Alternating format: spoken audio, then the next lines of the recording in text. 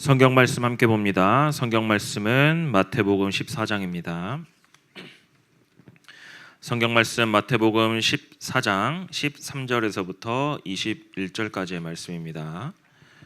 성경 말씀 마태복음 14장 13절에서부터 21절까지의 말씀입니다. 제가 봉독해 드립니다. 예수께서 들으시고 배를 타고 떠나사 따로 빈들에 가시니 무리가 듣고 여러 고을로부터 걸어서 따라간지라. 예수께서 나오사 큰 무리를 보시고 불쌍히 여기사 그 중에 있는 병자를 고쳐 주시니라. 저녁이 되매 제자들이 나와 이르되 이곳은 빈들이요 때도 이미 저물었으니 무리를 보내어 마을에 들어가 먹을 것을 사 먹게 하소서. 예수께서 이르시되 갈 것 없다. 너희가 먹을 것을 주라. 제자들이 이르되 여기 우리에게 있는 것은 떡 다섯 개와 물고기 2마리뿐이니이다. 이르시되 그것을 내게 가져오라 하시고 무리를 명하여 잔디 위에 앉히시고 떡 5개와 물고기 2마리를 가지사 하늘을 우러러 축사하시고 떡을 떼어 제자들에게 주시매 제자들이 무리에게 주니 다 배불리 먹고 남은 조각을 12바구니에 차게 거두었으며 먹은 사람은 여자와 어린이 외에 5,000명이나 되었더라. 아멘. 기나긴 명절이 지났어요. 이제 명절이 지나면 이제 다들 축 처져요. 왜 그럴까요? 내일부터 또 학교 이제 또 가야 되죠.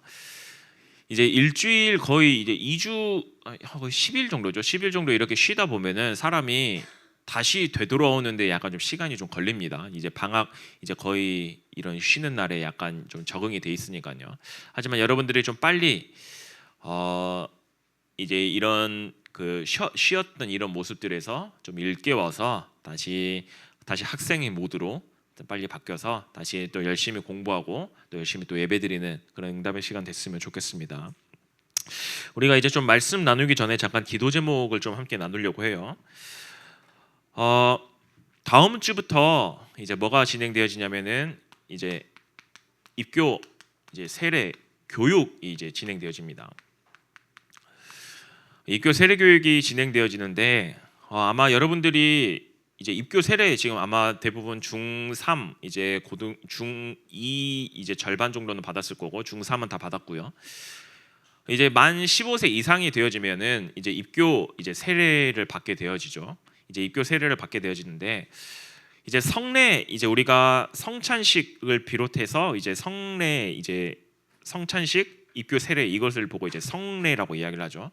이제 왜 우리가 성례를 해야 될까라고 생각을 해보면은 성례는 이제 말씀은 보이지 않는 복음이에요. 제가 이렇게 말하는데 보입니까? 보이지 않아요. 하지만 성찬, 성례 이거는 보이는 복음이에요. 왜요? 내가 머리에 물을 붓고 떡을 마시고 포도주를 마심으로써 뭘 해요? 내가 하나님의 자녀임을 다시 한번 기억하는. 근데 이제 많은 사람들이 이제 착각을 합니다. 성례를 참석을 해야 구원을 받느냐라고 하는데 그거는 아니에요. 구원은 오직 믿음으로만 받는 겁니다. 하지만 성례를 참석하는 것은 무엇이냐? 구원의 표징이에요. 나는 구원받은 하나님의 자녀임을 내가 다시 한번 기억하고 하나님 앞에 엎드리고 때로는 내가 부족했던 내 모습들을 하나님 앞에 다시 가지고 나아가는 모습. 그 중에 이제 입교 세례 같은 경우는 무엇이냐면은 내가 이제 하나님의 자녀입니다라는 것들을 이 교회 앞에서 성도들 앞에서 공표하는 거예요. 사실상 한번 여러분들이 결혼하고 한번 생각해 보세요. 결혼을 할 때 결혼식을 해요. 그렇죠? 결혼식을 하는데 결혼식을 해야 부부가 됩니까? 아니에요. 사실상 동사무소 가서 혼인신고하면 법적으로는 부부예요. 하지만 결혼식을 한다라는 건 무엇입니까? 우리 둘이가 온 내 지인들과 모든 사람들 앞에서 우리 둘이가 부부임을 공표하는 거예요. 공표하는 거예요. 세례도 마찬가지입니다. 그냥 단순하게 내가 그냥 1대1로 그냥 하나님 나 알아요. 이거를 더욱더 뛰어넘어서 뭐예요? 이 교회의 성도들 앞에서 나는 하나님의 자녀입니다. 하나님의 백성입니다. 그거를 선포하는 게 입교 세례예요. 특히 입교는 유아 세례 받는 아이들이죠. 아마 대부분 이제 청소년 시기 때 이제 입교 세례를 받는 친구들은 대부분 입교를 받을 건데요. 어렸을 때 부모님의 신앙으로 이제 유아 세례를 받았어요. 세례는 단 한 번뿐입니다. 유아 세례를 받았기 때문에 더 이상 세례는 없어요. 필요하지 않아요.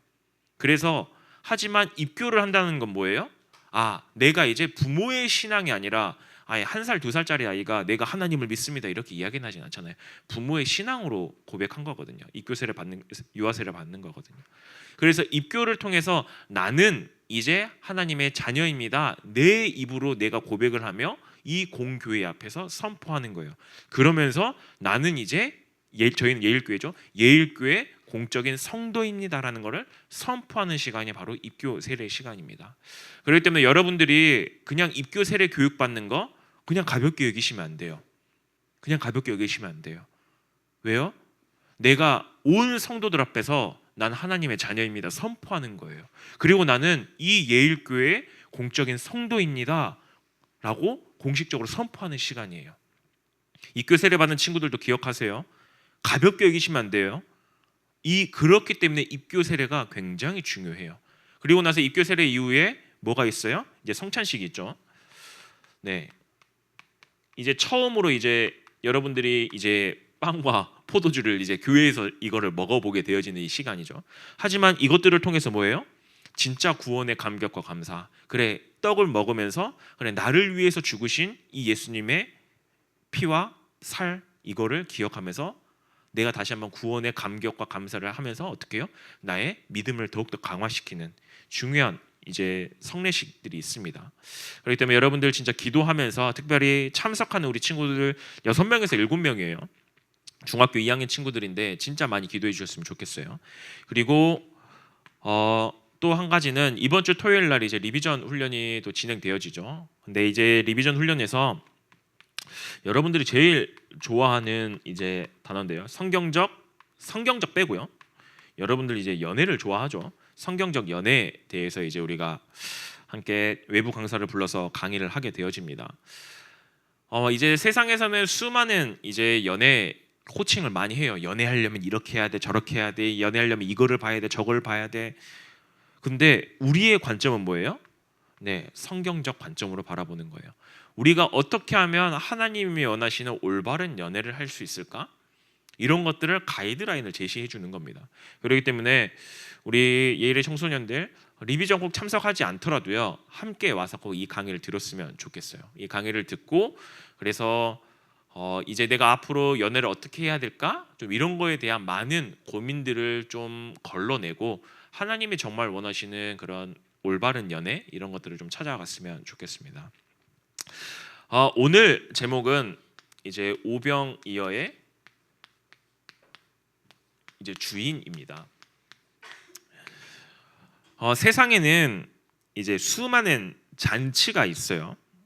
이제 수많은 잔치가 있는데 굉장히 화려한 결혼식이 있고요. 또 유명한 연예인들의 생일 파티가 있고 또 여러분들이 너무나도 좋아하는 아이돌 콘서트 이런 것들이 너무나도 있죠. 여기에 가면 어떠나요? 모두들 환하게 웃고 너무나도 기뻐하죠. 하지만 이 기쁨들이 어떻게 보면 굉장히 잠시일 뿐이에요. 아마 여러분들도 되게 많이 느꼈을 거예요. 큰 집회나 이런 것들을 갔다 오거나 수련회를 갔다 오면 너무나도 신나고 기쁘고 재밌어요. 그런데 딱 그 끝나고 나서 집에 돌아갈 때 어떤가요? 딱 집에 들어갔을 때 그 기분은 어떤가요? 굉장히 공허해지거든요. 예전에 한 프로그램에서 이제 지드래곤이 이제 이렇게 이야기를 합니다. 제가 겉보기에는 굉장히 화려해 보이지만 혼자 있을 때는 굉장히 공허하고 외로움을 느낍니다. 인터뷰 중에서 그래요. 그래서 늘 무언가에게 결핍이 돼 있다고 생각을 합니다. 우리가 보기에는 겉모습으로 굉장히 화려하고 멋있는 이 사람들을 보면 야 진짜 멋있다 부럽다 라고 하지만 그들의 뒷내면은 뭐예요? 굉장히 불안하고 공허하고 외로움 속에 살아간다라는 거죠. 그래서 이제 샤이니의 종현이라는 유명한 연예인은 엄청난 인기를 얻고 했지만 내 안에서 나를 천천히 갉아먹는 무엇인가가 있다라고 유서를 쓰면서 결국에는 스스로의 목숨을 끊게 되어졌죠. 굉장히 우리가 겉보기에는 멋있어 보이는 세상의 수많은 화려함들, 이런 것들, 잔치들, 이런 것들이 겉보기에는 멋있어 보이지만 그것들이 모두 다 지나가고 난 이후에는 뭐만 남아요? 공허함과 허무함만 남는다라는 거죠. 오늘 성경에도, 지난주 성경에도, 그리고 오늘까지로 이어져서 두 개의 잔치가 동시에 등장하는데요. 하나는 지난주에 우리 함께 말씀 나눴던 1장 1절부터 12절까지의 헤롯의 생일 잔치가 나오지고요. 오늘 본문의 오병이어, 예수님의 이제 오병이어의 잔치가 나오게 되어지는 거죠. 헤롯의 잔치는 세상의 잔치였어요. 굉장히 화려했어요. 굉장히 멋있었어요. 수많은 사람들이 함께 동참하면서, 권력자들이 함께 동참하면서 어떻게 하면 헤롯에게 잘 보일까? 정말 발버둥을 쳤고요. 헤롯은 자기의 말을 더욱더 지키려고 발버둥을 쳤던 사람이에요. 근데 그 끝은 뭘로 가득했습니까? 그 끝은 죄와 욕망으로 가득했던 잔치예요. 그 끝에는 결국에는 뭐가 있었습니까? 세례 요한의 죽음으로 이어졌어요. 헤롯 잔치 이후에 세례 요한의 죽음이 일어났잖아요. 하지만 예수님은 전혀 다른 잔치를 보여주고 계십니다. 어떤 잔치를 보여주고 있나요? 예수님은 왕궁이 아니라 지금 잔치를 벌이는 곳이 어디예요? 빈 들이에요. 아무도 없는 빈 들로 나가셨어요. 그곳에서 엄청난 음식과 축하 파티를, 이것들을 내보는 게 아니라 무엇을 보셨어요? 그들의 믿음을 확인하셨어요. 그리고 그들은 굉장히, 세상의 잔치는 굉장히 쾌락과 멋있는 춤과 이런 것들로 가 있었지만 예수님은 그 가운데서 무엇을 베푸셨어요? 그들을 불쌍히 여기시는 긍휼을 베푸셨어요. 그리고 이들을 결국에는 세례 요한의 죽음으로 끝을 맺었던 헤롯의 잔치였지만 예수님의 잔치는 뭐예요? 그들을 살리는 생명의 잔치였어요. 예수님의 잔치는 전혀 다른 잔치였다라는 거예요. 그러면 여러분들에게 한번 물어보겠습니다. 여러분들은 지금 세상의 잔치에 들어가 있습니까? 아니면 이 생명의 잔치에 들어가 있습니까? 여러분들 스스로 한번 굉장히 질문해 보셨으면 좋겠어요. 오늘 본문에 보면 예수님이 지금 어디로 가 있나요? 예수님이 14절에 빈들로 나가십니다. 세례 요한의 소식을 들으시고 예수님이 빈들로 나가셨는데 그 마음이 어떠했을 것 같으세요? 굉장히 마음이 아프셨겠죠. 쓰라리셨겠죠. 왜요? 세례 요한이 원래대로라면 예수님의 사촌이에요. 실제적인 사촌입니다. 실제적인 사촌일 뿐만 아니라 예수님 앞에서 예수님을 길을 예비했던 선지자예요. 그렇기 때문에 예수님의 마음이 어땠을 것 같아요? 굉장히 쓰라리고 아팠을 거예요. 나와 함께 충분히 동역할 수 있었던 이 사람인데 그 사람이 허무한 죽음을 맞이했던 거예요. 굉장히 그 마음속에 슬픔이 가득했을 거예요. 하지만 예수님은 빈들에 나가셨는데 이 소식을 듣고 수많은 사람들이 그 예수님을 따라옵니다. 근데 예수님은 그 아픈 감정에 사무치지 않으시고 어떻게 해요? 그들을 불쌍히 여기시고 어떻게 해요? 그들을 고쳐주세요. 이게 바로 예수님의 잔치인 거예요. 이게 바로 예수님의, 이 장면을 통해서 하나님의 나라의 시작이 어떠한지를 보여주는 거예요. 왕궁에 있는 모든 사람들은 어떻게 합니까? 권력으로 그 사람을 죽였어요. 세례 요한을 죽였지만 예수님은 빈들, 아무도 없는 그곳에서 어떻게 해요? 그들을 살리는 생명의 역사를 하고 계시는 거예요. 사람을 살리는 그 일을 하고 계시는 거예요. 그래서 많은 사람들이 예수님을 찾아와서 오늘 이제 21절에 보면은 어린아이와 여자를 제외하고 5천 명이나 먹였대요. 그러면은 거의 2만 명이나 가까이 되는 이 정도의 사람이거든요. 그 정도의 사람을 예수님이 먹이셨다라고 이야기를 해요. 얼마나 많은 사람들이 모였겠어요? 얼마나 많은 사람들이요? 그러다 보니까 이제 예수님의 그 치유의 사역들을 막 일으키고 계시니까 어떻게 합니까? 제자들이 이제 현실적으로 판단한 거예요. 저들을, 자기네들이 생각하기에 저들을 먹일 만큼의 식량이 우리에게 없는 거예요. 음식이나 이런 것들이 전혀 없어요. 음식이 없는 상태가 되어졌어요. 그러니까 굉장히 현실적인 이야기를 합니다. 뭐라고 이야기를 합니까? 저들을 다 마을로 돌려보내서 알아서 먹게끔, 음식을 사 먹게끔 합시다. 우리는, 굉장히 현실적인 말이죠, 우리는 저들을 거의 2만 명이나 되는 저만큼의 사람을 우리가 어떻게 감당할 수 없습니다. 이야기를 해요. 여러분들이 생각하기에 어때요? 이 말이 잘못된 것 같아요? 잘된 것 같아요? 굉장히 현실적이고 잘된 이야기예요. 제자들은 정확하게 현실을 판단하고 바라보면서 저들을 돌려보내는 게 맞습니다라고 예수님한테 이야기를 해요. 그랬는데 예수님은 뭐라고 이야기합니까? 그런데 예수님은 지금 뭐라고 이야기를 해요? 예수님께서는 뭐라고 이야기하냐? 16절에 그렇게 할 필요가 없다. 너희가 먹을 것을 줘라 라고 이야기를 해요. 우리가 가지고 있는 건 아무것도 없는데 너희가 먹을 것을 주래요. 전혀 앞뒤가 안 맞는 말을 하고 계세요. 그러니 제자들이 이야기합니다. 제자들이 뭐라고 이야기하냐? 우리에게는 떡 5개와 물고기 2마리밖에 없습니다. 떡 5개와 물고기 2마리면은 2명이면 다 먹을 양밖에 되지 않아요. 얼마 되지도 않는 양이에요. 이것밖에 되지 않는데 이거를 가지고 저 많은 사람들을 어떻게 먹입니까? 굉장히 현실적인 이야기죠. 이 말은 결국엔 뭐예요? 우리의 힘으로는 아무것도 할 수 없습니다라는 뭐가 내포되어 있는 거예요? 불신앙이 굉장히 내포되어 있는 거예요. 불신앙이 내포되어 있어요. 우리도 그러잖아요.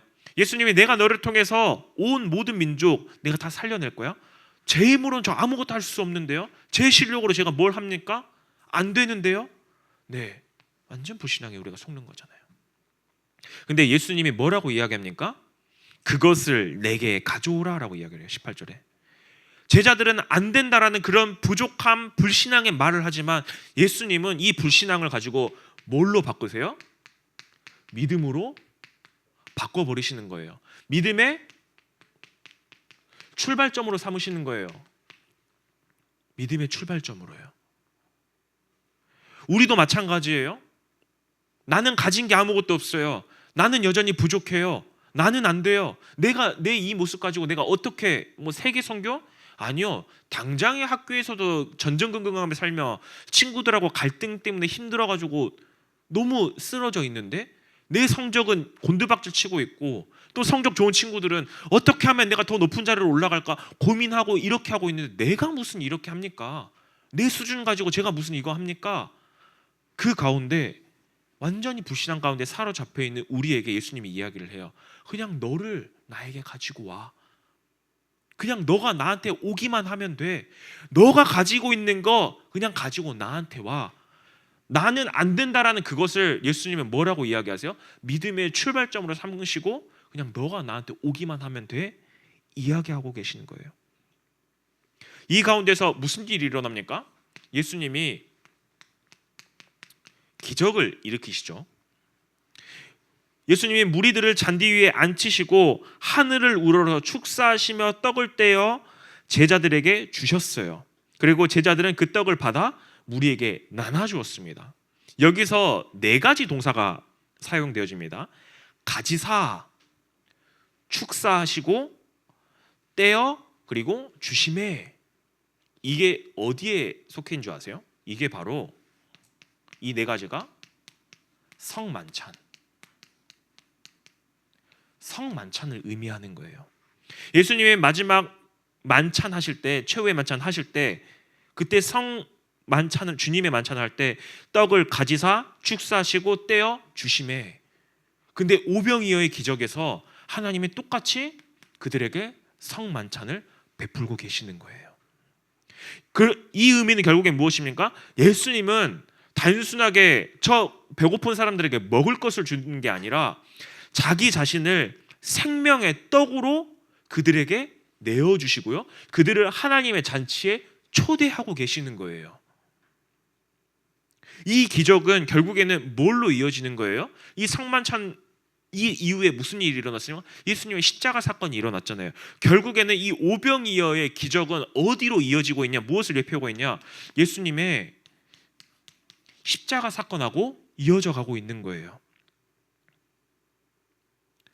무리들이 이 음식을 먹고 어떻게 되어졌습니까? 다 배불리 먹고도 남았어요. 오히려 12광주리가 남았어요. 그래서 어떤 학자들은 이 12광주리를 새 예루살렘, 새 이스라엘 백성이라고 이야기하면서 온 공동체, 하나님을 믿는 온 공동체라고 이야기를 해요. 그만큼 가득 찼다라고 이야기를 해요. 어떤 학자들은 그렇게 이야기를 합니다. 근데 핵심은 무엇이냐? 예수님은 단순하게 그들의 배고픔을 채우신 것이 아니라 하나님 나라의 잔치에 우리들을 어떻게 해요?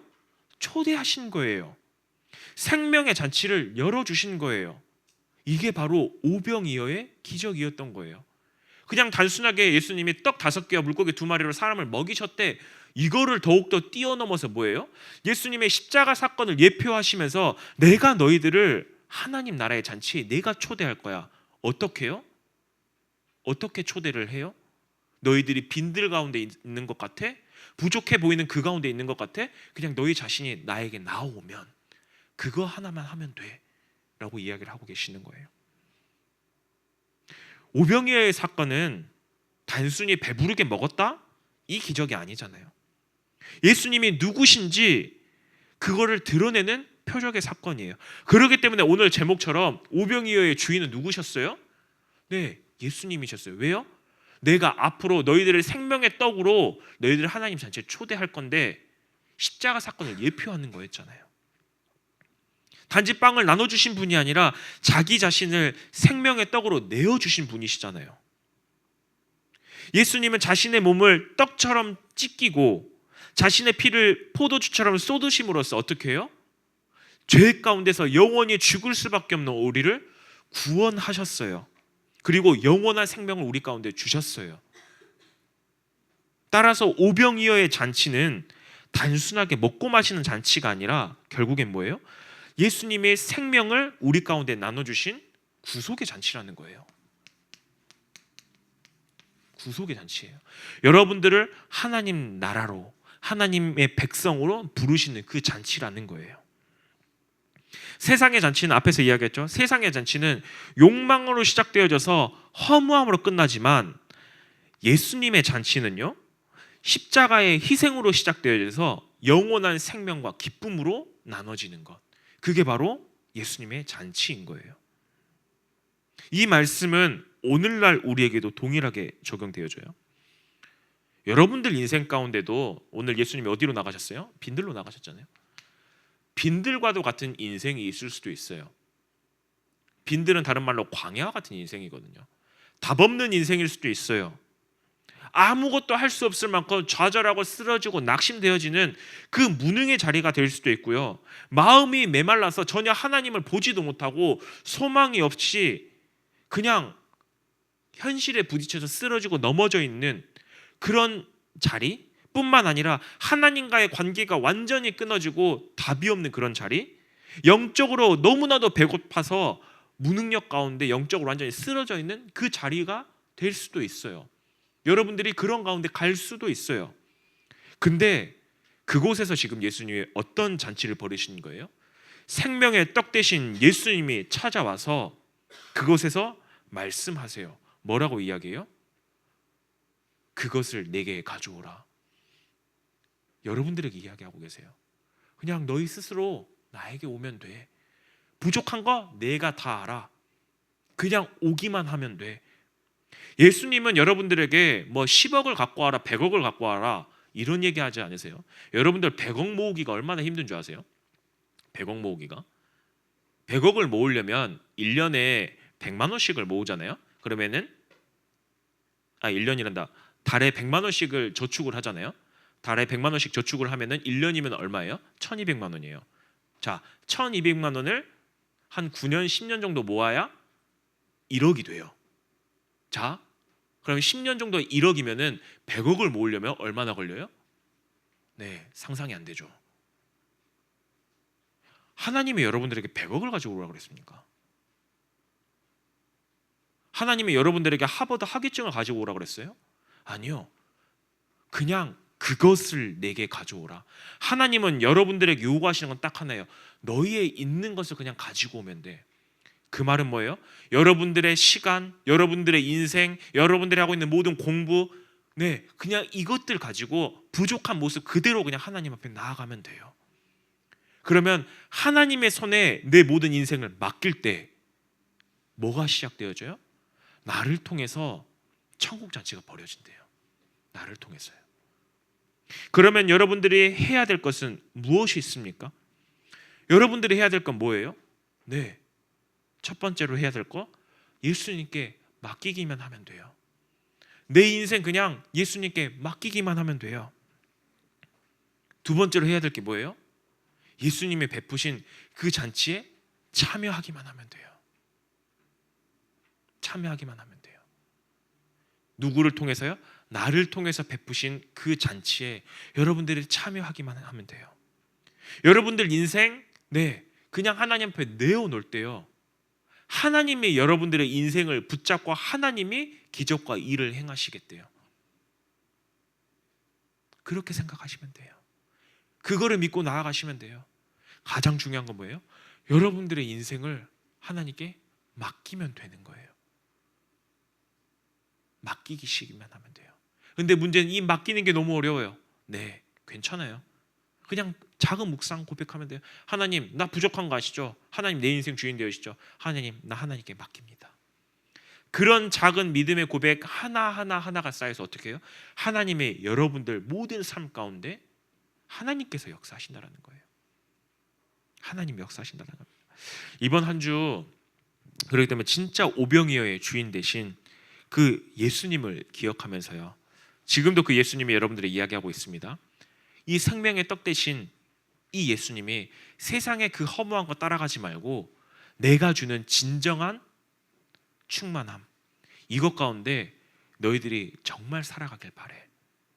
정말 이 오병이어의 주인 되신 이 주님을 기억하며 이번 한 주간도 정말 하나님 앞에 더욱더 나아가 쓰임받는 우리 예일의 청소년들 되길 바라겠습니다. 우리 함께 합심으로 기도하겠습니다.